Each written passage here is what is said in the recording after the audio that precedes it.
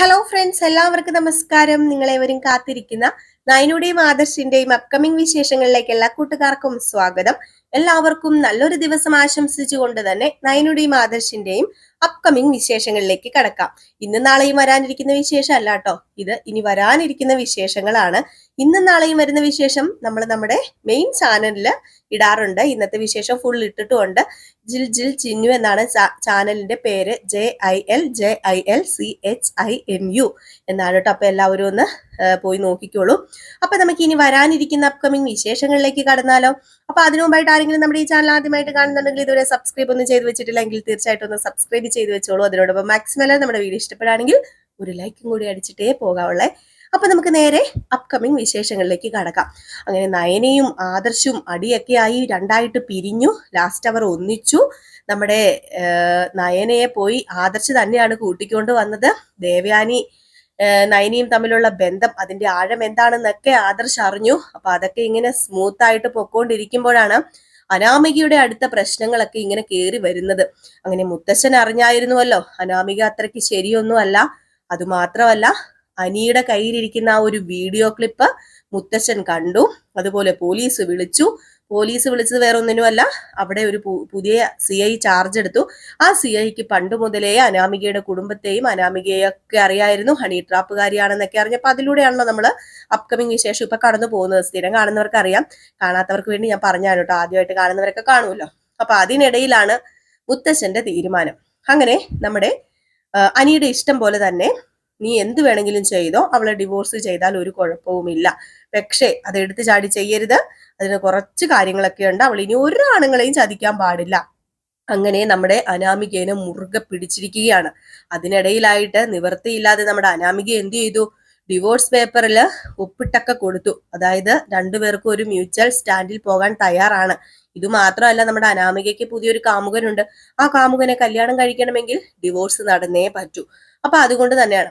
പിന്നെ ഒരു ഉറപ്പുണ്ടായിരുന്നു, നമ്മുടെ നന്ദു ഇപ്പൊ ഫോണൊന്നും വിളിക്കുന്നില്ല, നന്ദുവായിട്ട് യാതൊരു ബന്ധവുമില്ല.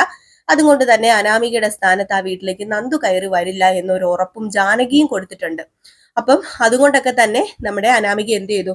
ഇനിയിപ്പൊ പ്രശ്നമില്ലല്ലോ. അനാമികയ്ക്ക് പ്രശ്നം നന്ദു കയറി വരുമ്പോഴാണല്ലോ. അതുമല്ല, ഇതിനിടയിൽ നമ്മുടെ നന്ദുവിന്റെ വിവാഹം ഉറപ്പിക്കലൊക്കെ നടന്നു. നന്ദുവിന്റെ വിവാഹം വേറൊരു ചെക്കനുമായിട്ട് ഉറപ്പിച്ചു കേട്ടോ. നമ്മുടെ ദേവയാനിയുടെ ബന്ധത്തിലുള്ള ഒരു ചെറുക്കനൊക്കെ ആയിട്ടാണ് ഉറപ്പിക്കുന്നത്. അപ്പൊ ആ വിവാഹം ഉറപ്പിലൊക്കെ കഴിഞ്ഞപ്പോ തന്നെ നമ്മുടെ അനാമികയ്ക്ക് ആശ്വാസമായി. അതുകൊണ്ടാണ് അനാമിക മ്യൂച്വലായിട്ട് നീങ്ങാമെന്ന് വിചാരിച്ചിട്ട് ആ ഒരു ഒപ്പൊക്കെ ഇട്ട് കൊടുത്തത്. പക്ഷെ ഇവിടെ വലിയൊരു ട്വിസ്റ്റ് നടക്കാൻ പോവുകയാണ്. കാരണം നമ്മുടെ നന്ദുവിന്റെ കല്യാണം ഉറപ്പിച്ചു. അതിനെ തുടർന്ന് ജലജയ്ക്ക് വല്ലാത്ത അസ്വസ്ഥതയാ. ഓഹോ, അവളുടെ ചേച്ചിമാര് രണ്ടുപേരും അനന്തപുരി തറവാട്ടിലേക്ക് കയറി വന്നു. അവൾ അതിനേക്കാളും വലിയ തറവാട്ടിലേക്ക്, ദേവയാനിയുടെ കുടുംബക്കാരെന്ന് പറഞ്ഞാൽ ഭയങ്കര വലിയ കുടുംബക്കാരാണ് കേട്ടോ. അവൾ അതിനേക്കാളും വലിയ തറവാട്ടിലേക്ക് കയറി പോകുന്നത് ശരിയാണോ? അത് ശരിയാവില്ലല്ലോ. അങ്ങനെ സുഖിക്കണ്ടവള് എന്നും പറഞ്ഞ് ജലജ ആ ചെറുക്കന്റെ വീട്ടിൽ പോയി കാര്യങ്ങളൊക്കെ പറഞ്ഞു കൊടുക്കുകയാണ്. നിങ്ങൾ വിചാരിക്കുന്ന ഒരാളല്ല നന്ദു എന്ന് പറയുന്ന പെണ്ണ്. അവള് SI ആണെന്ന് അറിയാലോ. അവള് പണ്ട് നടന്നത് എങ്ങനെയാണെന്നോ, ഇപ്പോഴും അങ്ങനെയൊക്കെ തന്നെ അവള് നടക്കുന്നത്. ഈ അനന്തപുരം തറവാട്ടിലെ ചെക്കനുമായിട്ട് അവൾക്കൊരു ബന്ധം ഉണ്ടായിരുന്നേ. അവരെവിടെയോ ഹോട്ടൽ റൂമിലൊക്കെ പോയിട്ടുണ്ടെന്നോ, 2-3 മാസം ഒരുമിച്ച് താമസിച്ചെന്നോ, എന്തോ വയറ്റിലായിട്ട് അങ്ങാണ്ട് ഉപേക്ഷിച്ചെന്നൊക്കെ പറയുന്നുണ്ട്. കേട്ടുകേൾവിയാണേ. പിന്നെ ഇച്ചിരി പുകയാതെ ആ ഒരു തീ കത്തത്തില്ലല്ലോ. അപ്പൊ അതുകൊണ്ട് അതൊക്കെ ആയിരിക്കുന്നേ സത്യം. അപ്പൊ ഇവരിച്ചിരി മാന്യതയുള്ള വീട്ടുകാരാണ്, നമ്മുടെ ദേവയാനിയുടെ കുടുംബക്കാരാണ്. എങ്കിൽ പോലും ദേവയാനിയുടെ കുടുംബക്കാരി ആയതുകൊണ്ട് എല്ലാവരും വിചാരിക്കുന്നത്, അതായത് ദേവയാനിയുടെ കുടുംബത്തിലുള്ളതെന്ന് പറഞ്ഞാൽ ദേവയാനിയുടെ എന്താ പറയാ, അമ്മയുടെ ഒക്കെ ബന്ധത്തിലുള്ള ആരോ ആണ്. അപ്പം അമ്മയുടെ ബന്ധം എന്ന് പറഞ്ഞാല് ദേവയാനിയുടെ അമ്മയുടെ ചേച്ചിയുടെ അങ്ങനെയൊക്കെ പോകും. അപ്പൊ ഏതായാലും വേറൊരു കുടുംബമാണ്. അപ്പം അവര് വിചാരിച്ചു ശരിയായിരിക്കും, ദേവയാനി ചിലപ്പം കൊടുക്കാൻ വേണ്ടി, അതായത് ദേവയാനിയുടെ മരുമകളുടെ കുടുംബത്തെയും മരുമകളുടെ അനിയത്തെയും രക്ഷിക്കാൻ വേണ്ടി ആയിരിക്കും തന്നെ കൊടുക്കുന്നത്, അവരെ കൊടുക്കുന്നത്. അങ്ങനെ വിട്ടാൽ ശരിയാവില്ലല്ലോ. അവരെന്ത് ചെയ്തു? ഈ കല്യാണത്തിൽ നിന്ന് പിന്മാറുകയാണ്. ഈ ഒരു സമയം ആയിക്കോട്ടെ, കല്യാണം ആഘോഷങ്ങളൊക്കെ നടന്നുകൊണ്ടിരിക്കുന്ന സമയമാണ്. കല്യാണത്തിന് ഒരു ദിവസമേ ഉള്ളൂ. അവിടെ വലിയ ആഘോഷങ്ങൾ, തലേദിവസമൊക്കെ വലിയ ആഘോഷങ്ങൾ നടക്കുകയാണ്. അനന്തപുരി തറവാട്ടിൽ നിന്ന് ജാനകിയും ജലജയും ഒന്നും പോയിട്ടില്ല. അവർക്കത് കാണാനുള്ള ശേഷിയും ഇല്ല താനും. അപ്പൊ അതുകൊണ്ട് ബാക്കി എല്ലാവരും അവിടെ ഉണ്ട് കേട്ടോ. അനാമികയും ഇല്ല. അനാമികേനെ ഈ സമയത്ത് അനാമിക ബന്ധമൊക്കെ ഉപേക്ഷിച്ച് പോയി. പക്ഷെ ഡിവോഴ്സ് ആയിട്ടില്ല. അതിന്റെ ഓരോരോ കാര്യങ്ങളൊക്കെ നടന്നുകൊണ്ടിരിക്കുന്ന സമയത്താണ്. അങ്ങനെ നമ്മുടെ നന്ദു കല്യാണ മണ്ഡപത്തിലേക്ക് കയറി വന്നു. സമയമായിട്ടും ചെക്കനെയും കൂട്ടരെയും കാണുന്നില്ല. ഇതിനെ ഇടയ്ക്കാണ് നമ്മുടെ ആദർശ് വിവരം അറിഞ്ഞത്. വേറൊന്നുമല്ല, ചെറുക്കനും കൂട്ടരും ഒക്കെ ഇപ്പം കല്യാണത്തിൽ നിന്ന് പിന്മാറി. അവര് കല്യാണത്തിന് വരില്ല. അവർക്ക് ഈ കല്യാണത്തിനോട് താല്പര്യമില്ലത്രേ. എന്ത് ചെയ്യാനായിട്ട് സാധിക്കും? അവിടെ നമ്മുടെ ആദർശ് ഓർക്കുന്നത് തന്റെ ഭാര്യയും ഭാര്യയുടെ വീട്ടുകാരും ഒക്കെ അപമാനിതരാകാൻ പോവുകയാണ്. എന്തൊരവസ്ഥയാണെന്ന് ഓർത്തു നോക്കണേ. അപ്പൊ അതുകൊണ്ട് തന്നെ നമ്മുടെ ആദർശ് എത്രയും പെട്ടെന്ന് എന്തെങ്കിലും ചെയ്തേ പറ്റൂ. അപ്പോഴേക്കുമാണ് ആദർശ് ജോത്സ്യം പറയുന്ന കാര്യങ്ങളൊക്കെ ചിന്തിക്കുന്നത്. എന്തൊക്കെ കല്യാണം നടത്തിയാലും അനിയുടെ പെണ്ണ് ആ പെൺകുട്ടി തന്നെ ആയിരിക്കും എന്ന് പറഞ്ഞത്, അതായത് നമ്മുടെ നന്ദു തന്നെ ആയിരിക്കും എന്ന് പറഞ്ഞത്. അപ്പം ഇത് അതിലേക്ക് തന്നെയാണ് വഴി മാറുന്നതെന്ന് നമ്മുടെ ആദർശിന് മനസ്സിലായി. ഒരിക്കലും വിധിയെ തോൽപ്പിക്കാൻ ആർക്കും കഴിയില്ല, യോഗത്തെ തോൽപ്പിക്കാൻ ആർക്കും കഴിയില്ല. അതൊക്കെ നമുക്ക് ഒരു യോഗവും നമുക്കൊരു വിധിയും ഒക്കെ എഴുതിപ്പെട്ടിട്ടുണ്ടെങ്കിൽ അത് നടന്നേ പറ്റൂ. അതുകൊണ്ട് ഈ കല്യാണം നടക്കണം. ഈ കല്യാണം നടക്കണമെങ്കിൽ ഇവിടെ ഒരു ചെറുക്കൻ വേണം. ആ ചെറുക്കന് പകരമായിട്ട് അനിയെ കൊണ്ടുവരികയാണ്. അപ്പം അവിടെയും ഒരു മുഖം മറച്ചുള്ള കല്യാണം എന്ന് വേണമെങ്കിൽ പറയാം. അനിയോട് കാര്യങ്ങളൊക്കെ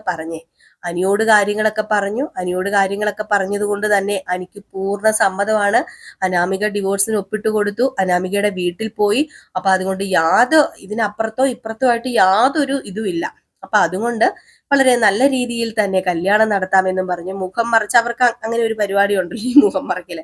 അങ്ങനെ കുറെ മാല ഇങ്ങനെ കോർത്ത ഒരു സംഭവമൊക്കെ ഇട്ട് നമ്മുടെ അനി അവിടെ വന്നിരുന്നു.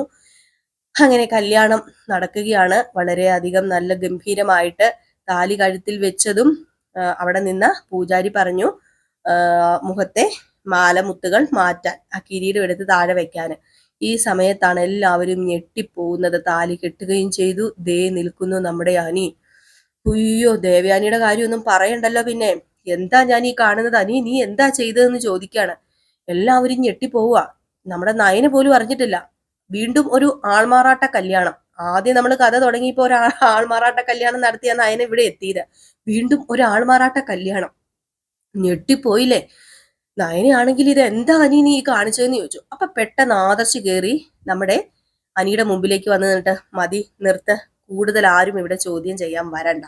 ഈ കല്യാണം നടന്നത് എന്റെ ഒരാളുടെ നിർബന്ധ പ്രകാരം മാത്രമാണ്, അല്ലാതെ ഇത് വേറെ ആരും അറിഞ്ഞിട്ടില്ല എന്ന്. എന്റെ പൊന്നു, നമ്മുടെ നന്ദുവിന് സന്തോഷമാണോ സങ്കടമാണോ എന്നൊന്നും അറിയത്തില്ലാത്തൊരു അവസ്ഥയിൽ നന്ദു നിൽക്കുക. നന്ദു ആഗ്രഹിച്ച ആള് തന്നെയാണല്ലോ ഫ്രണ്ടിൽ വന്ന് നിൽക്കുന്നത്. അപ്പോഴത്തേക്കും തന്നെ ദേവയാനി, ആദർശൻ നീ എന്ത് ചേറ്റത്തരവാടാ കാണിച്ചതെന്ന് പറഞ്ഞു കവിളത്തിനിട്ട ഒരെണ്ണം കൊടുക്കുകയും ചെയ്തു. ഒരൊറ്റ പൊട്ടിയിട്ട് കൊടുത്തു. അപ്പോഴത്തേക്കും ആദർശ് പറഞ്ഞു, ഇത് വേറൊന്നുമല്ല, ഇത് വിധിയാണ്, അതുകൊണ്ട് ഇത് എല്ലാവരും അംഗീകരിച്ചേ പറ്റൂ. നയന് പറഞ്ഞു, എന്താ ആദർശേട്ട ഈ കാണിച്ചത്? എന്റെ അനിയത്തിയുടെ ജീവിതം വെച്ചാണോ ആദർശേട്ട കളിക്കുന്നത്? ഇത് എന്താ ആദർശേട്ട ഇത്? അത് വേറൊന്നുമല്ല, ഇവര് രണ്ടുപേരുമാണ് കല്യാണം കഴിക്കാൻ വേണ്ടി വിധിക്കപ്പെട്ടവര്. അതുകൊണ്ട് അവരെ വിവാഹം കഴിച്ചൊന്നിച്ച് ജീവിക്കട്ടെ. നിങ്ങൾക്ക് എന്താണ് പ്രശ്നം? അവർക്ക് കുഴപ്പമില്ലെങ്കിൽ നിങ്ങൾക്ക് എന്താണ് പ്രശ്നം? ദേവയാനി പറഞ്ഞു, എന്താടാ മനുഷ്യരെ പൊട്ടന്മാരാക്കുവാണോ? മനുഷ്യരെ കളിയാക്കുവാണോ നീ എനിക്ക് ഒരു വിലയും കൽപ്പിക്കാതെ നീ എന്താ ഈ കാണിക്കുന്നത്? ഇറങ്ങണോ ഇപ്പൊ ഇവിടെ എന്ന് പറഞ്ഞു. അപ്പോഴത്തേക്കും അവിടെ പെട്ടെന്ന് അനി വന്ന് ഫ്രണ്ടിലേക്ക്, ആദർശേട്ടനെ ആരും കുറ്റപ്പെടുത്തണ്ട. ആദർശേട്ട, സത്യം പറഞ്ഞാൽ ഇപ്പൊ എന്താ പ്രശ്നം ഇരിക്കുന്നത്? ഞാനൊരു കാര്യം പറയാം. ഈ വിവാഹം, ഞാനിപ്പോൾ നന്ദുവിനെ വിവാഹം കഴിച്ചില്ലായിരുന്നെങ്കിൽ ഈ വിവാഹം ഈ ജന്മത്തിൽ നടക്കാൻ പോകുന്നില്ലായിരുന്നു. അത് നന്ദുവിനും നയനേടത്തിക്കും അതുപോലെ എല്ലാവർക്കും ഒരു അപമാനമായേനെ. അതെന്താ മോനെ നീ അങ്ങനെ പറയുന്നതെന്ന് നമ്മുടെ കനകയൊക്കെ വന്ന് ചോദിക്കുക. ഇന്ന് ഇവിടെ ഈ ഒരു വിവാഹ മംഗള കർമ്മം നടന്നത് ആദർശേട്ടൻ കാരണമാണ്. അപ്പോഴത്തേക്കും കനക ചോദിച്ചു, എന്താ പറ്റിയത്? ഇതിനിടയിൽ എന്താ ഉണ്ടായത്? അപ്പൊ ആദർശ കാര്യങ്ങളൊക്കെ പറയും. ആരോ എന്തൊക്കെയോ പോയി ചെറുക്കന്റെ വീട്ടുകാരോട് പറഞ്ഞു കൊടുത്തിട്ടുണ്ട്. അതുകൊണ്ട് നന്ദുവിനെ വിവാഹം കഴിക്കാൻ ആ പയ്യന് താല്പര്യമില്ല എന്നാ പറഞ്ഞത്. അതും അനിയുടെ പേരിൽ തന്നെയാണ് ഈ ഒരു അവിഹിത കഥ പൊങ്ങി വന്നത്. അപ്പൊ അതുകൊണ്ട് തന്നെ ഇതിനൊരു പരിഹാരം കാണേണ്ടത് അനി തന്നെയാണ്. മാത്രമല്ല, അവര് രണ്ടുപേരും ഒരുമിച്ച് ജീവിക്കാൻ ആഗ്രഹിക്കുന്നതിൽ നിങ്ങൾക്ക് എന്തൊക്കെ പ്രശ്നം ഇരിക്കുന്നത്? അവരല്ലേ ഒരുമിച്ച് ജീവിക്കുന്നത്. ഇനിയിപ്പം അനന്തപുരി തറവാട്ടിൽ കേറ്റുന്നില്ല, കേറ്റണ്ട. അവര് സ്വസ്ഥതയും സമാധാനത്തോടും കൂടി എവിടെയെങ്കിലും പോയി ജീവിച്ചോട്ടെ എന്ന് പറയുകയാണ്. ഈ സമയത്ത് നമ്മുടെ ദേവയാനി പെട്ടെന്ന് ആദർശിന്റെ കവിളിൽ തൊട്ടിട്ട്, മോനെ ഈ അമ്മ അടിച്ചു മോനെ, അമ്മയ്ക്ക് പറ്റിപ്പോയതാ, അത് സാരമില്ലമ്മേ, കാരണം അമ്മ ചെയ്തതിൽ ന്യായമുണ്ട്. അമ്മയുടെ മകൻ ഒരു ന്യായമില്ലാത്ത കാര്യം ചെയ്താൽ അമ്മ അടിക്കണം. അമ്മ എനിക്ക് ചെറുപ്പത്തിൽ അങ്ങനെ തന്നെയല്ലേ പറഞ്ഞു തന്നിട്ടുള്ളത്. ഇത് ന്യായമില്ലാത്ത കാര്യമല്ല എന്ന് ഞാൻ പറയുന്നില്ല, എങ്കിലും ഇത് ചെയ്യേണ്ടി വന്നു എനിക്ക്. അത് ഇനിയിപ്പൊ അമ്മ അടിച്ചതൊന്നുമായിട്ട് എനിക്ക് അത് പ്രശ്നമൊന്നും അല്ല എന്നിങ്ങനെ പറയാണ്.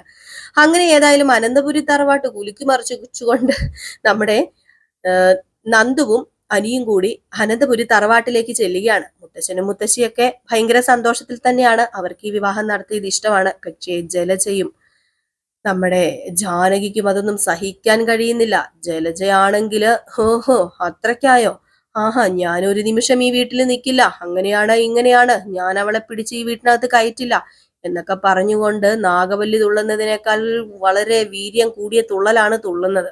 അനിയുടെ അടുത്ത് ആ തുള്ളലൊന്നും നടക്കില്ല. അനി സ്വർഗം കിട്ടിയ സന്തോഷത്തിലാണ്. അങ്ങനെ വീണ്ടും അനന്തപുരി തറവാട്ടിലേക്ക് നമ്മുടെ നന്ദാവനത്തിൽ നിന്ന് തന്നെ ഒരു മരുമകളും കൂടി എത്തുകയാണ്. പക്ഷേ അവിടെ ചെറിയ ട്വിസ്റ്റ് സംഭവിക്കുന്നു. നമ്മുടെ അനാമിക ഈ കാര്യം അറിഞ്ഞു. അനാമികയ്ക്ക് സമാധാനമില്ല. അനാമിക പറഞ്ഞു, ഇല്ല ഞാൻ സമ്മതിക്കില്ല, അവൻ വേറെ ആരെ കല്യാണം കഴിച്ചാലും എനിക്ക് കുഴപ്പമില്ല, എങ്കിലും അവളുമായിട്ട് ജീവിക്കുന്നത് കാണാൻ എനിക്ക് താല്പര്യമില്ല, അതുകൊണ്ട് ഞാൻ ഡിവോഴ്സ് ചെയ്ത് ആ ഒരു പെറ്റീഷൻ ക്യാൻസൽ ചെയ്യാന്ന് പറഞ്ഞ് ക്യാൻസൽ ചെയ്തിട്ട് പോലീസിൽ കൊണ്ട് പരാതി കൊടുത്തു. ഏതായാലും നിലവിൽ ഇപ്പോൾ അനാമികയാണ് ഭാര്യ. ഏതായാലും അനന്തപുരി തറവാട്ടിൽ പോലീസ് എത്തുകയും അവിടെ വലിയൊരു പ്രശ്നമുണ്ടാക്കുകയും ചെയ്യുകയാണ്. അങ്ങനെ കല്യാണം കഴിച്ച നന്ദുവിനെയും അനിയെയും പോലീസിൽ പിടിക്കുകയും അതിന്റെ കൂടെ കൂട്ടുനിന്ന പ്രതിയായിട്ട് ആദർശിനെയും കൊണ്ടുപോയി. ഏതായാലും ഇവര് ഒരു പോലീസിനെ ആയിട്ട് വന്നിരുന്നു. അവിടുത്തെ SI വേണുവിന്റെ ആളായിരുന്നു. അതുകൊണ്ട് തന്നെ നമ്മുടെ ആദർശിന് നല്ല ചത കിട്ടുന്നുണ്ട്.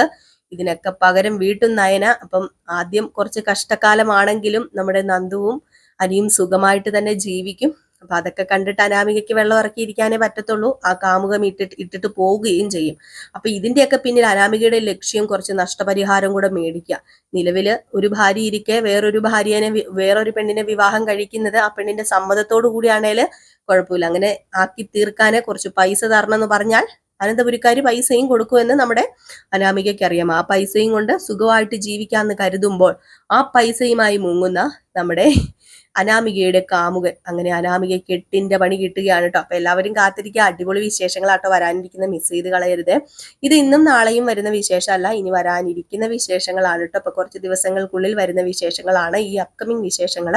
അത് നമ്മൾ ഈ ചാനലിൽ ഇടുന്നത്. ഫുൾ വിശേഷം ഞാൻ നേരത്തെ പറഞ്ഞതുപോലെ മെയിൻ ചാനലിൽ കിടപ്പുണ്ട്, താല്പര്യമുള്ളവർക്ക് പോയി കാണാം കേട്ടോ. അപ്പൊ എല്ലാവർക്കും വീണ്ടും നല്ലൊരു ദിവസം ആശംസിച്ചുകൊണ്ട് നിർത്തുകയാണ്. Tata bye bye.